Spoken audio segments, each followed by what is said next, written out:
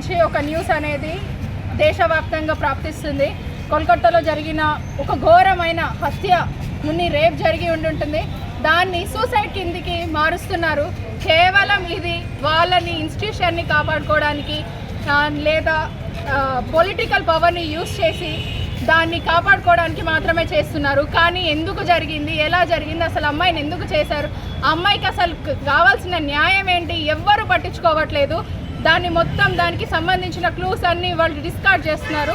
ఇది ఇక్కడే కాదు, ఇది జరిగిన 2 రోజుల్లోనే మళ్ళీ ఒక నర్స్కి ఇదే జరిగింది. తను డ్యూటీ నుంచి వెళ్తుంటే ఇది ఇంతటితో కరెక్ట్గా మనము చర్యలు తీసుకోకపోతే ఇది కంటిన్యూ అవుతుంది. అది అక్కడే కాదు, ప్రతి స్టేట్లో ఏదో ఒకటి అవుతూనే ఉంది.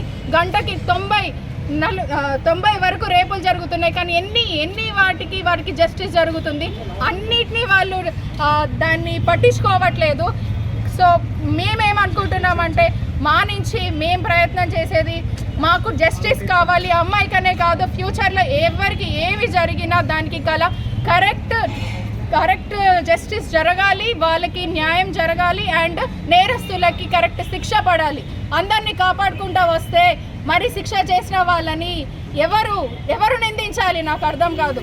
ప్రతి ఒక్కరు తప్పు చేశారనంటే శిక్ష పడాలి. వాడు ఎవడైనా సరే, పొలిటికల్ కొడుకైనా సరే, పొలిటీషియన్ అయినా సరే, బాగా ఆస్తులున్నా ఏమున్నా తప్పే. నో అంటే నో.